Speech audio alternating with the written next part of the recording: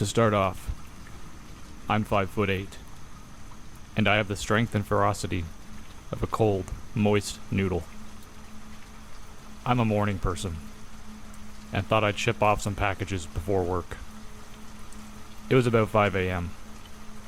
I parked my car facing the parcel machine, and left the engine running, and went about my business. I noticed two guys with dark hoodies. It was about 75 degrees outside, and about 50 feet from me, conversing with each other. Didn't pay much attention to them. Just when I had pulled out my wallet and was about to pay for shipping, both made a beeline towards me.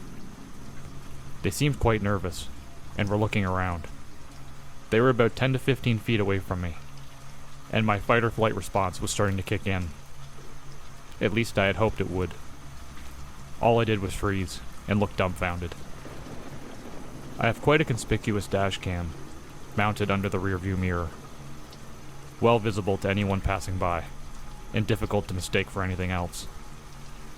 One of the guys most likely caught a glimpse of the camera and turned his head away, trying to cover his face.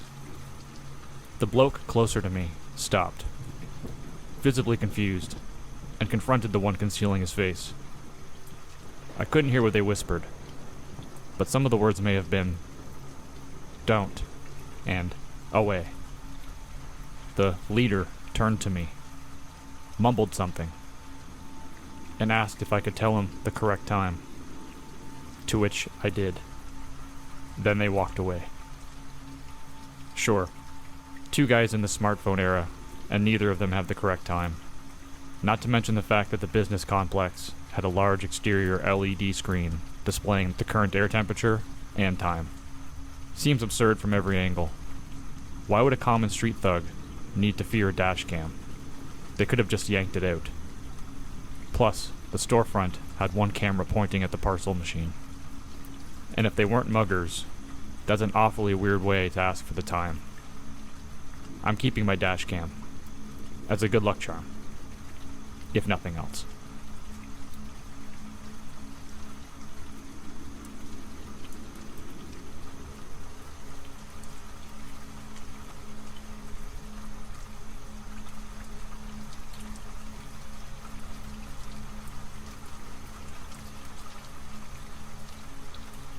Me and my now wife moved to some land I inherited in the boonies of Oklahoma.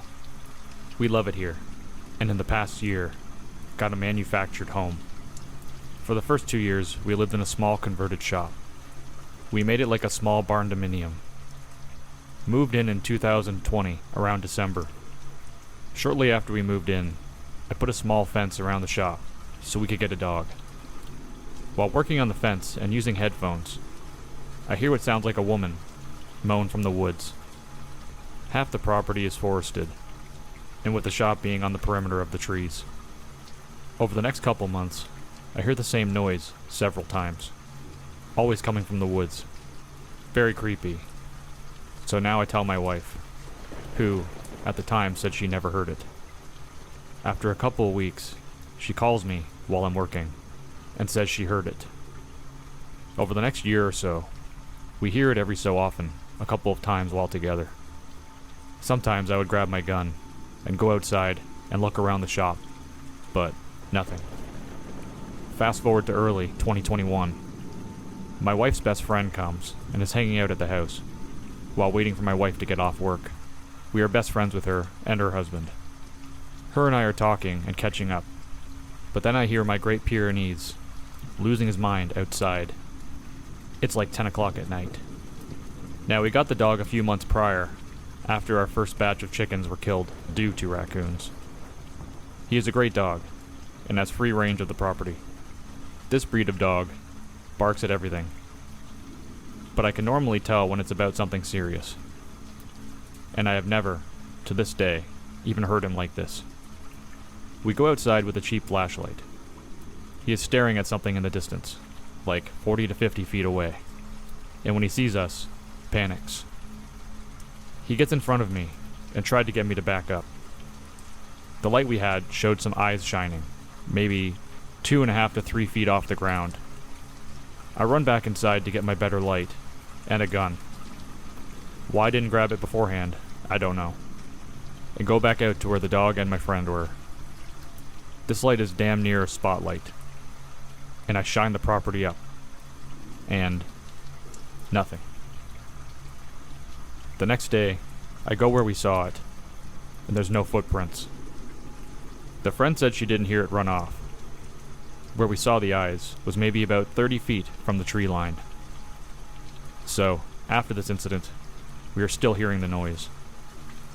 That fall, we had a calf born. After a week or so, it disappears. The mama is freaking out and going from one end of the property to the other, crying.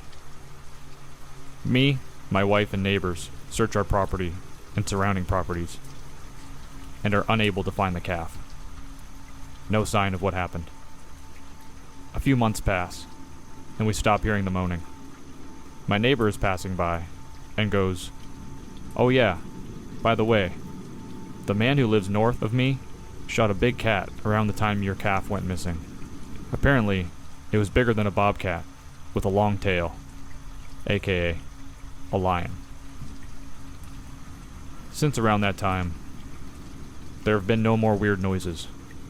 Crazy to think I was out in those woods on countless occasions, with a possible mountain lion hanging out around my property, including walking to a deer stand in the dark. Might be a bit more anticlimactic, but we spent nearly 2 years thinking we had a ghost.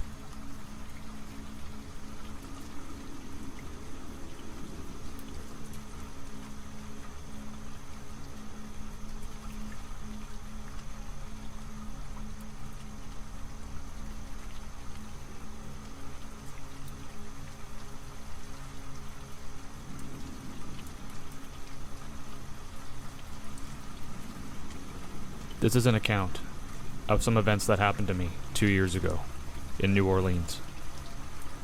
I haven't spoken about this to anyone. Like me, my friends and family are not believers in the paranormal. I just don't have any explanation for what happened to me. A few years ago, I took a series of jobs in hospitality as a way to travel to different parts of the USA. In 2022, I took a position at a small hostel in New Orleans.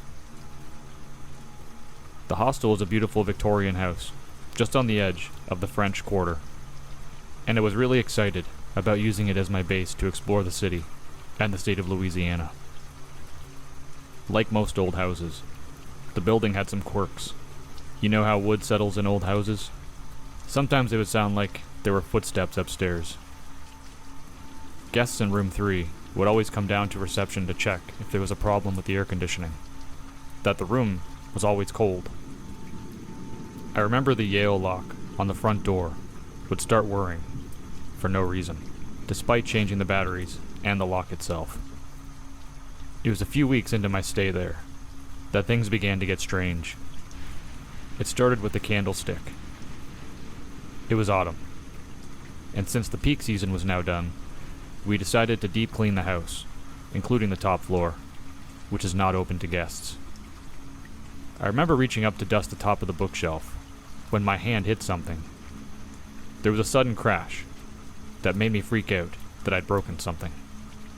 I'd knocked something heavy sounding off the top of the bookshelf, and it had fallen, luckily, into an open cardboard box instead of denting the wooden floors. I looked at it, turning it around in my hand.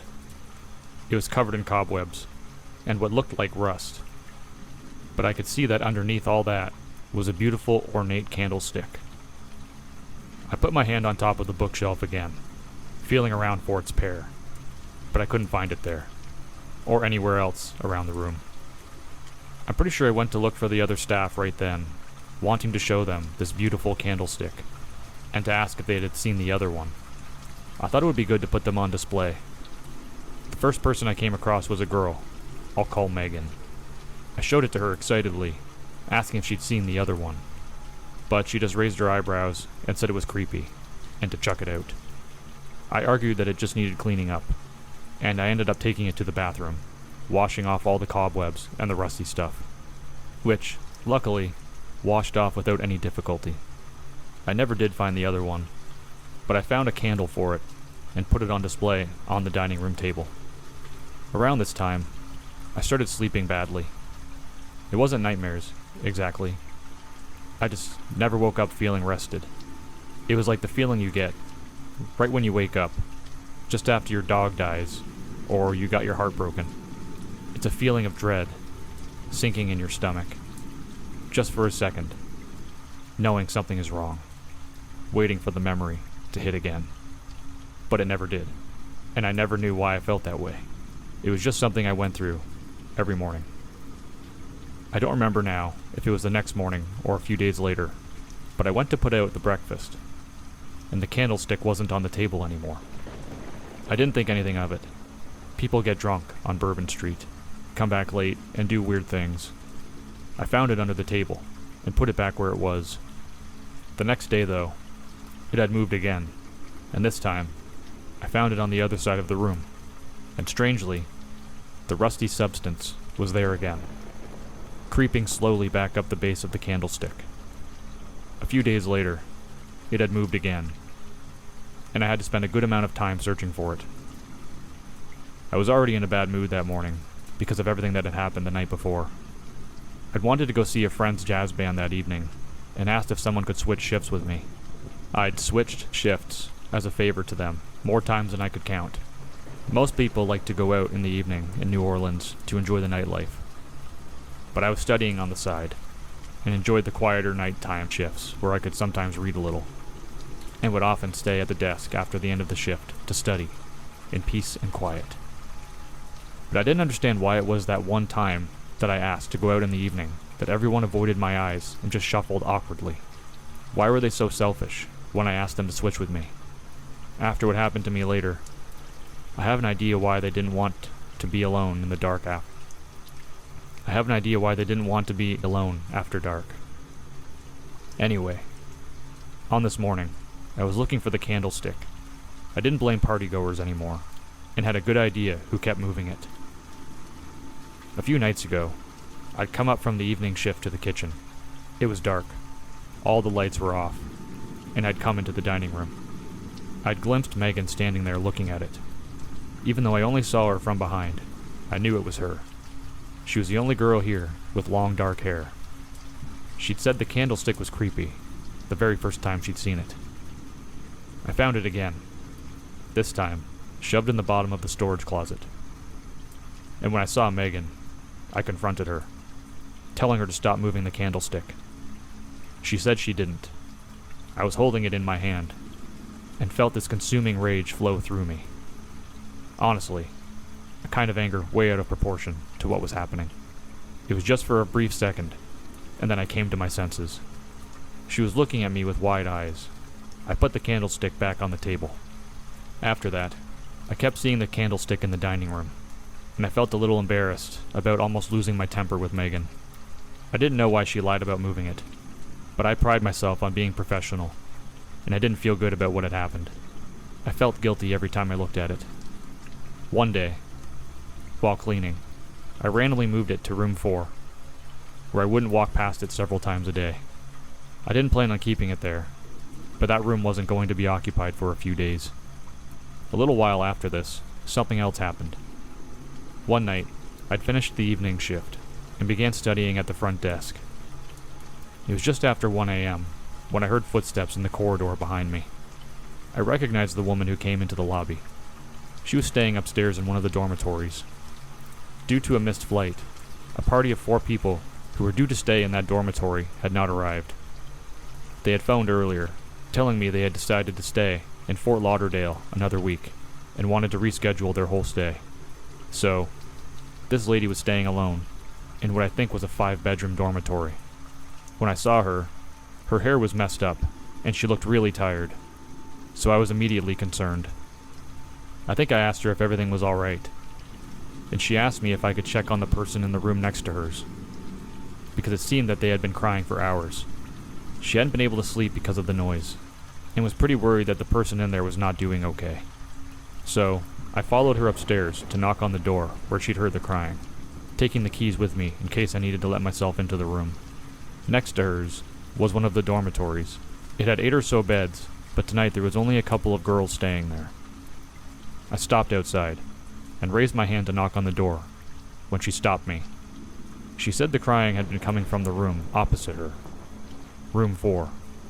Now, I had assumed she meant the dormitory, because that room was occupied. Room 4 was not. I told her this, but she seemed certain that the crying had been coming from that room. Right then, there was nothing other than silence and the creaking of an old house. I tried to reassure her that the noise she heard was probably one of the hostel's cats, or another animal. I'd heard that there's a kind of swamp rat in Louisiana that can sound like a crying baby, and I've heard foxes in the woods before that sound like a woman being murdered. I'm no stranger to the unsettling sounds wild animals can make, but to put her mind at ease, I decided to check room 4. I opened the door and switched on the light. No one was there. I gave her my reassurances, and she went back to her room. Something else had caught my eye, though. The lampshade on the far side of the bed was torn, and something was on the pillow. I walked around the bed and saw what had happened. On the pillow were some small shards of broken glass, and on the floor was the candlestick. It was as if it had been thrown across the room at the lamp, torn through the fabric of the lampshade, and smashed into the light bulb. Something I probably should have mentioned. Megan had returned to her home country before I took the candlestick into this room. I had a bad feeling right then that it had never been her moving it. I didn't see much of this woman over the next couple of days, up until one morning I was working reception. I heard the sound of suitcase wheels and quick footsteps coming down the tile corridor. It was her, the woman who had heard the crying, saying she wanted to check out. She still had 3 nights left on the reservation, so I asked lightly if there had been a change of plans. She shook her head, and when I looked at her face, she looked pale, with dark circles under her eyes, as if she hadn't slept. I tried asking if there was a problem with the room, or anything we could do to help her enjoy her stay, but she shoved the keys at me and was gone. Once she left, I went up to her room. I wondered what had made her act so weird.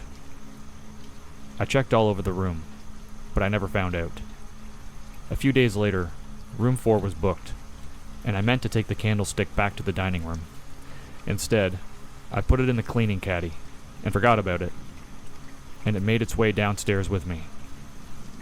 Rather than take it back upstairs, I decided to take it to my room and return it to its spot tomorrow. Something happened that night that almost made me leave the hostel. Even writing about it now makes me feel uncomfortable. I woke up that night to the sound of someone moving around in my room. I was still half asleep and thought I was dreaming, but in a way I can't describe, I knew somehow that those noises weren't coming from inside my mind. They were coming from somewhere in the room.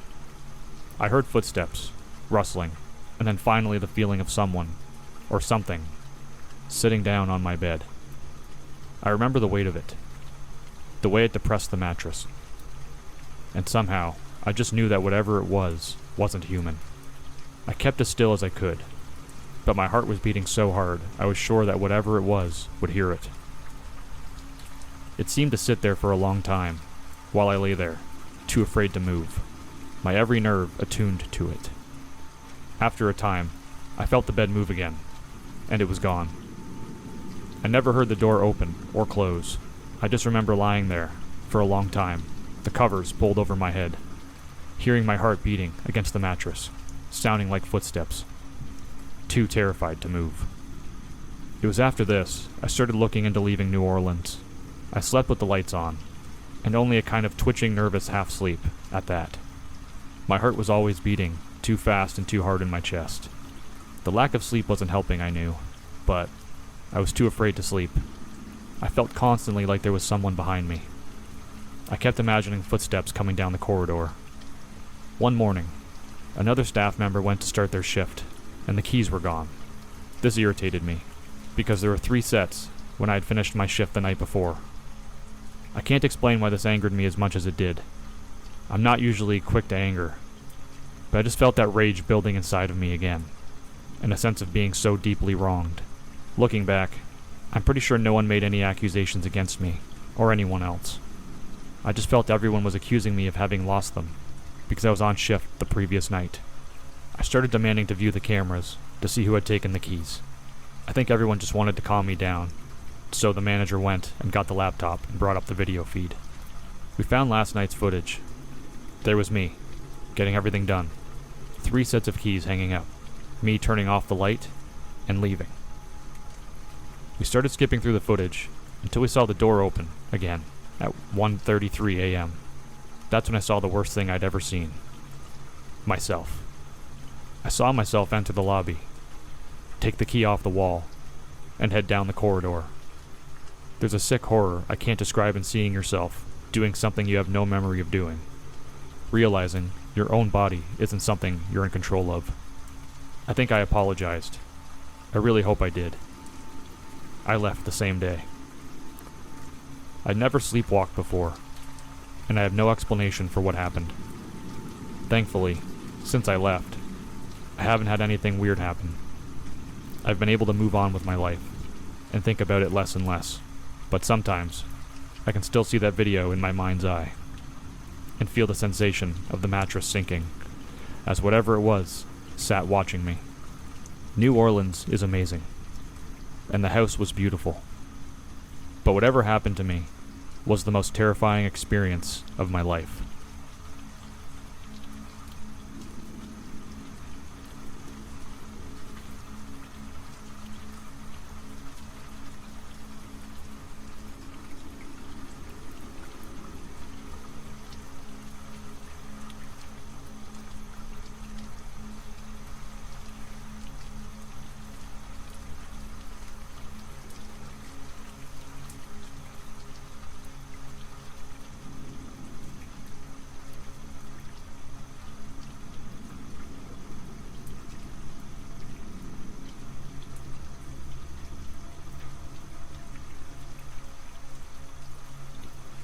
So this happened last year, around the end of the summer.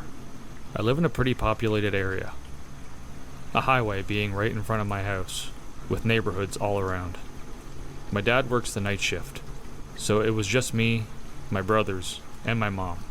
But his job is not even a 30-second drive away from us. The night this happened was a normal night. I was in my room on FaceTime with my boyfriend, and my mom and my brothers were in the living room watching TV. All of a sudden, I hear 3 loud bangs. So loud, it seemed to shake my windows, and my boyfriend heard it over the FaceTime too. Crime is pretty bad in my town, so I completely thought it was gunshots. But this was really close to my house. So I got up and went to the living room to see my mom, calling someone. This was unusual at this time of night, and my brother had gotten a baseball bat. So I asked what was going on, and my mom said someone had knocked on the living room window. She was calling my dad, since he'd get there faster than the cops would, and she went and got her pistol. I was terrified, thinking someone was about to break in. But my dad left work instantly, and drove down our street, which is like a Y shape, and looked down the highway, and he didn't see anyone. He looked in our backyard, and around the house, but there was absolutely no one. He eventually had to go back to work, but I was terrified the whole rest of the night. We still have no idea who did it, and my brother and I don't have friends that would do that. Nothing has happened since then, but I think about it quite often.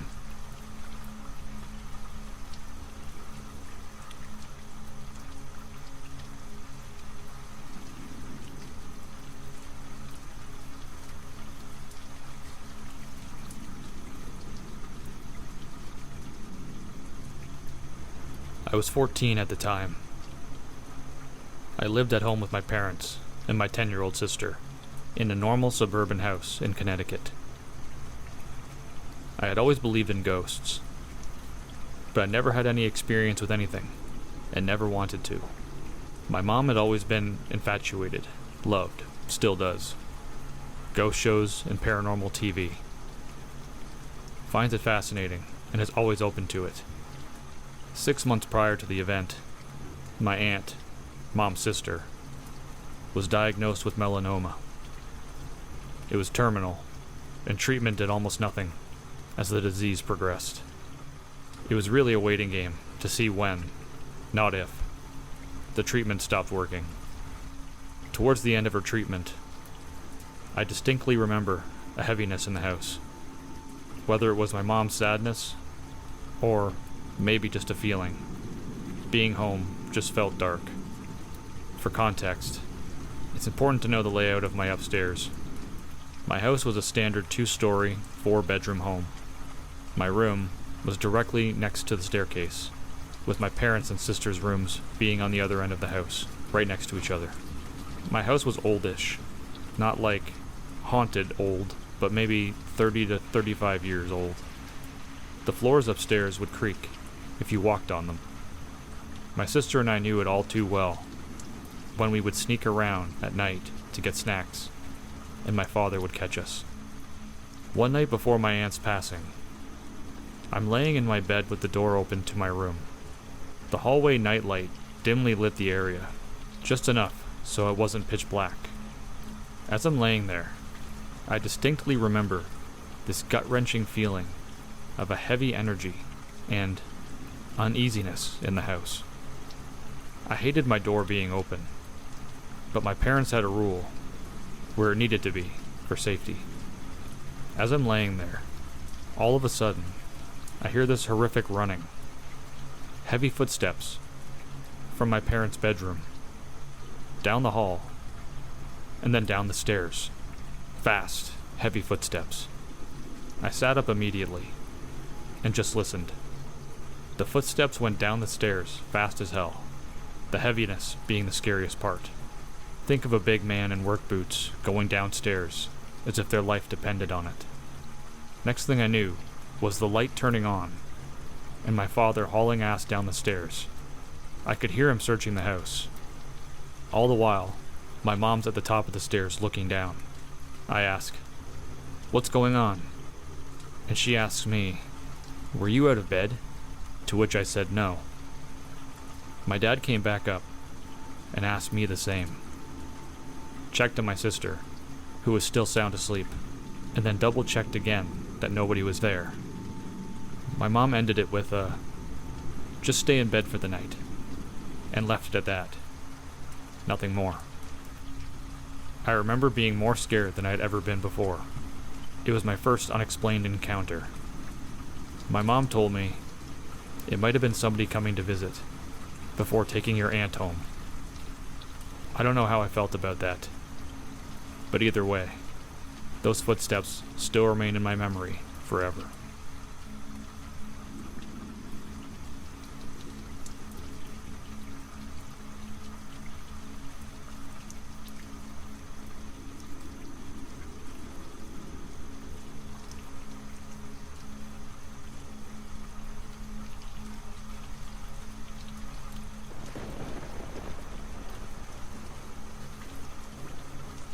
Every time I remember this event, I cannot stop thinking about it for hours on end, and I need to talk about it. I'm an adult now, but at the time of this happening, I was in the 6th grade, year 6 or 7, I believe, for anyone in the UK. If you were in the United States, chances are you might remember the clown sightings that were happening in 2016 during the presidential election and leading up to it. For the most part, it was a bunch of college idiots dressing up as clowns and scaring people in public, but overall, not too harmful. However, some places had it worse than others. Unfortunately, my old friend and I had one of the more negative encounters. It was early evening, the sun had began to set, and I was staying with one of my friends at their grandparents' house. We were walking around their neighborhood in the nice weather, just hanging out like we typically did. At that point in my life, I never would have been able to just go out with a friend and walk around the neighborhood when it was beginning to get dark if I had been at my own house. So we were enjoying the freedom. But that's when we noticed someone standing at the end of the street beside us, just watching. Obviously, this would be scary to anyone, let alone two 12-year-olds. We tried to ignore him. We sped up and walked the other way, but he followed. We turned a corner and realized he wasn't too far behind. So we gave up being subtle and started to run back to my friend's grandma's house. And the clown ran too. Luckily, we hadn't gone too far from the house.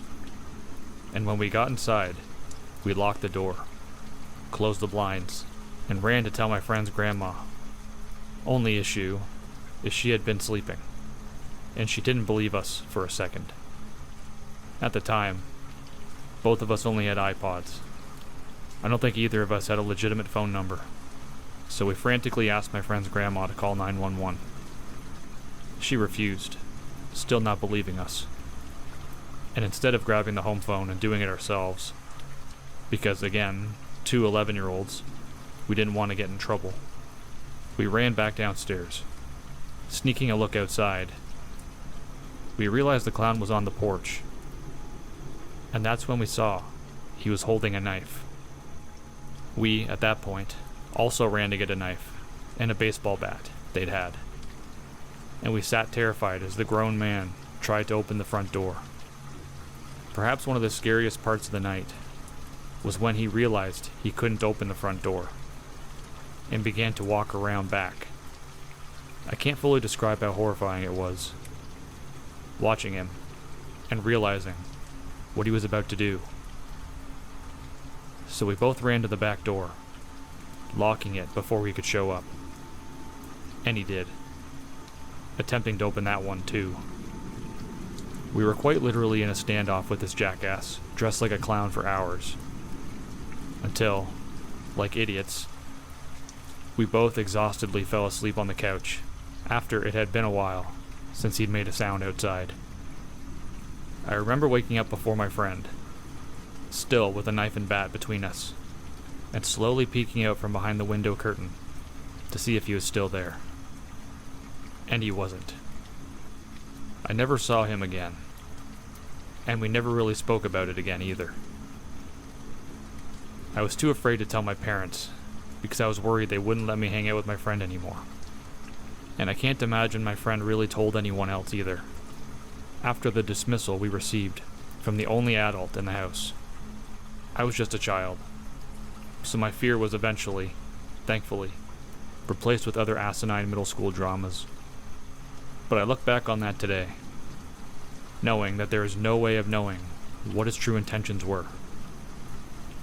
Was he just another college kid being an ass and trying to scare two little kids? Or were his actions proof enough that he was more sinister? That he had worse plans than he was able to carry out? I'll never know. And with everything I've experienced, I can say with confidence that there is nothing more terrifying than human beings.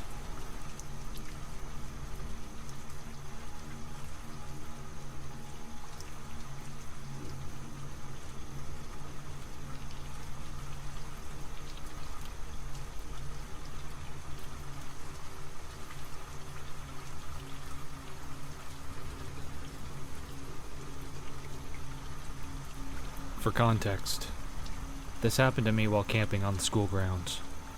Something related to Girl Scouts. Each day, we were assigned different roles to help during eating hours. At that time, my friend, MJ, and I were chosen to be on dish duty, which meant we were to wash the dishes after meals. While our other teammates were busy, cooking and helping, MJ and I were instructed to take a break while waiting for them. We were walking back to our room, laughing, because we remembered one of our classmates said that one of the Boy Scouts from the school had an attractive cousin. It was really funny, though. So, this was a long time ago, but I still remember it vividly, since it spooked me out.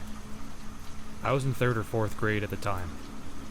We entered our room and went to the single stall at the corner, which was our washroom. MJ was ahead of me, and arrived at the stall first. She told me that someone was inside, because she heard the faucet running, and the toilet flushing. So, we waited in line for the person to come out. We kept on waiting, until MJ said she had to go out and check on our classmates and schoolmates. She left me there, and I continued waiting for so long. I was sure someone was in there, because the faucet was obviously running, and the toilet flushed. Our toilet's flush system was broken too, so the object's weight couldn't have triggered the flush button. It had to be flushed manually. But it was odd. The stall's light was turned off. About 10 minutes later, MJ came back to check if I was done taking a bath. I explained how the person still hadn't come out. We tried knocking, but nobody answered. So we opened the unlocked door. No one was inside, and the faucet was turned off. I was very scared at that time. Can anyone explain this? The faucet could have been running because our teacher, who was in the room, could have turned it on. But no. I had been there the whole time, keeping my eye on the washroom stall. So it would be impossible, because the faucet was turned off tight when we opened it. And the flushing, too. I still wonder what it could have been.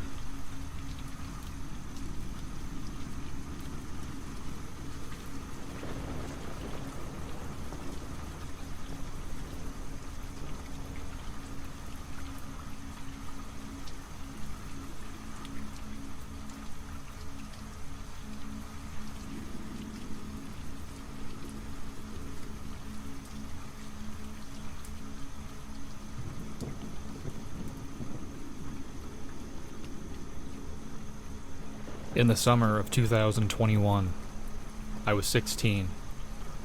And being a Mormon in Utah, I would go on yearly young men's camps. Well, this year, we were going to go up to the north side of Bear Lake, closer to Idaho.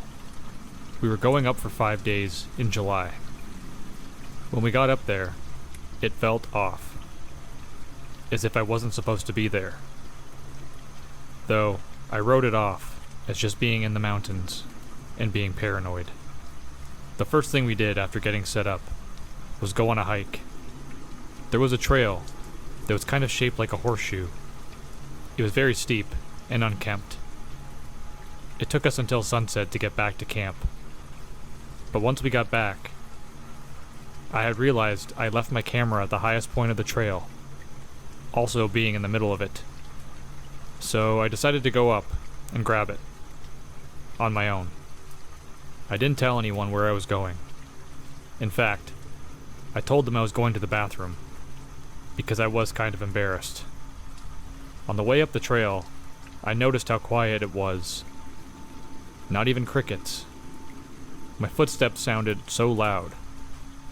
Once I got to the place I had left my camera, where it should have been lying on the path, it was hanging from a tree branch, directly above the trail. I had to use a long stick to reach it. There was no way I could have put it there. I was at the time 5'7". This branch was at least 8 feet up. I was very on edge at this point. As I was heading back, I felt as if I was being watched, before hearing a metallic-like noise in the woods up the mountain. For context, the camp was at the base of this mountain, and there was a small plateau, with a clearing in the middle. The peak of that trail was in this clearing. Beyond the plateau was just steep forest with nothing in it. There was absolutely no way a car or anything could have gotten up there.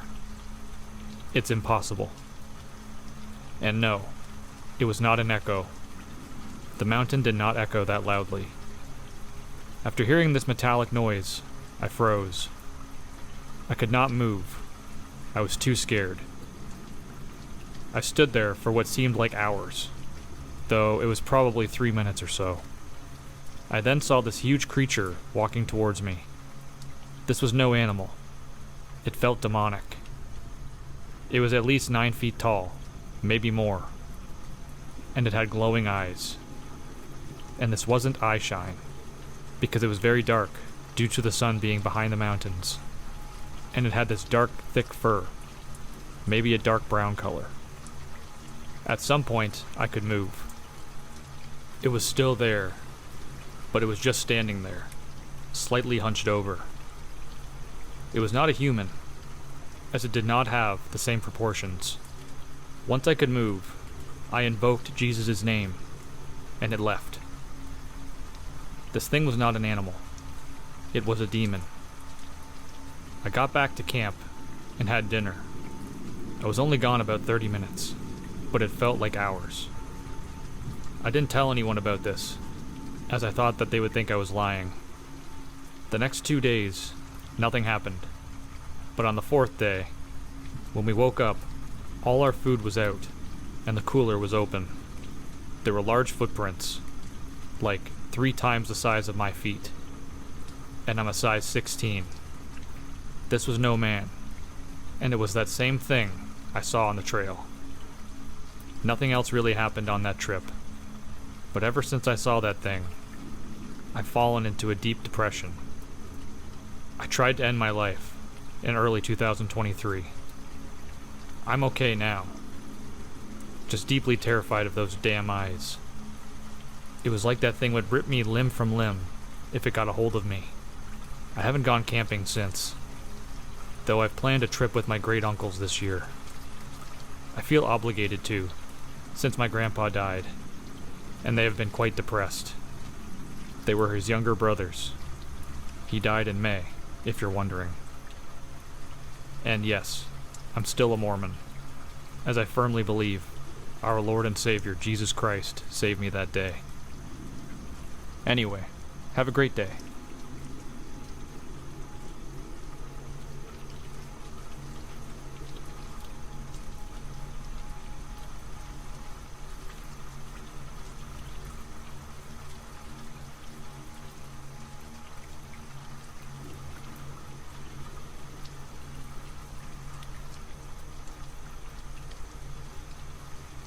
I worked as a licensed nursing assistant for this nice resident facility in Concord, New Hampshire.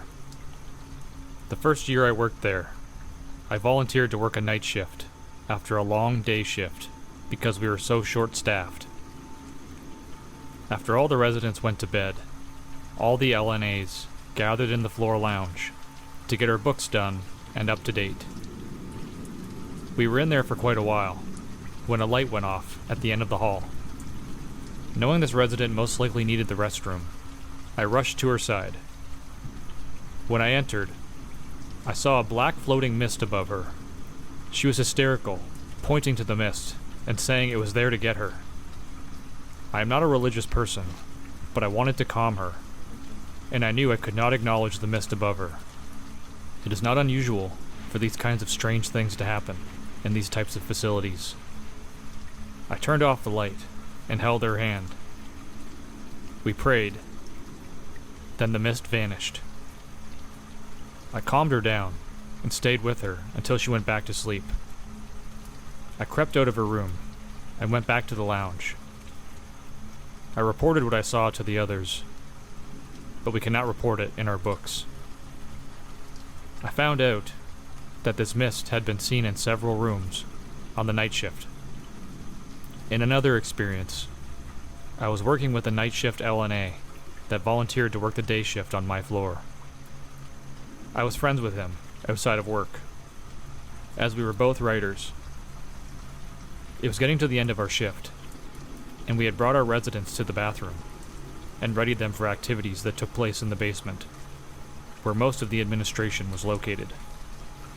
The other LNA and I brought our last residents to the activity, and we were walking back to the elevator.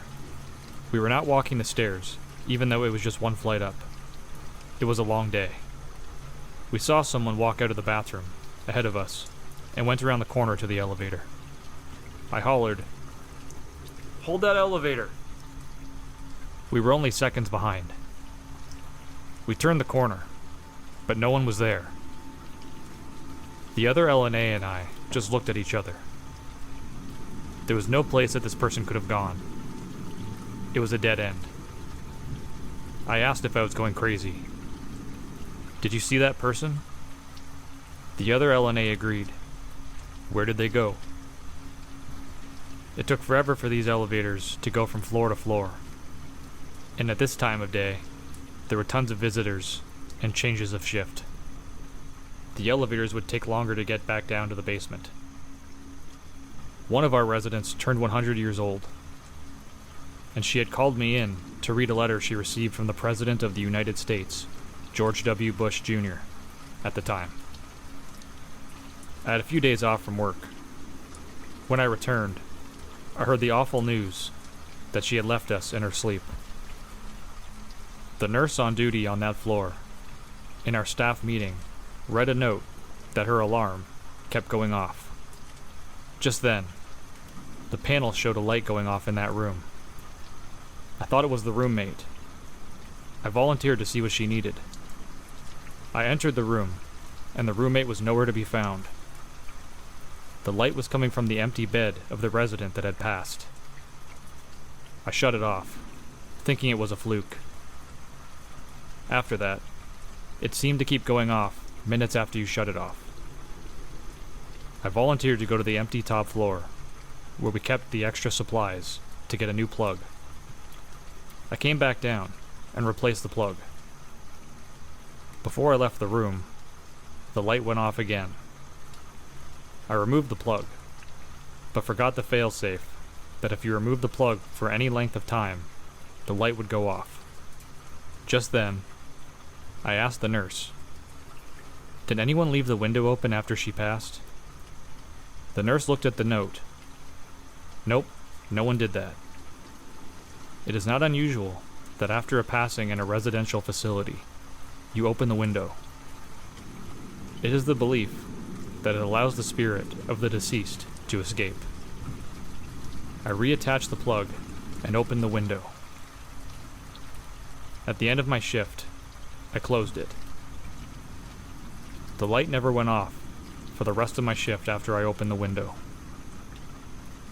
And the next day, there were no reports of that light going off.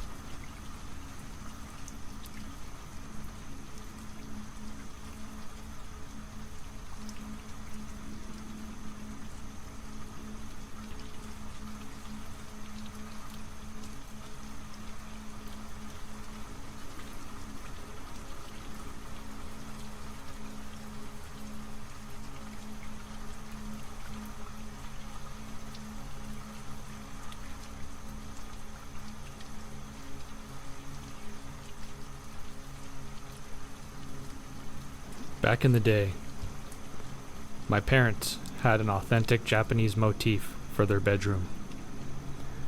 My mom was an interior designer and spent all of her free time antiquing for different pieces, as she called them. I remember a huge Buddha statue made from solid brass at the foot of their bed, and a silk room divider depicting different scenes from an ancient Japanese dynasty. There was a lot more to it all that I'm not remembering, because I was very young at the time. At some point, my mother came home with 2 beautiful antique lamps that had come straight from Japan through a client of hers. The lamps were carved in painted porcelain, and like the room divider, they depicted scenes from a long ago, simpler time in Japan. The main design on the lamps was a geisha woman holding a fan, obscuring her face.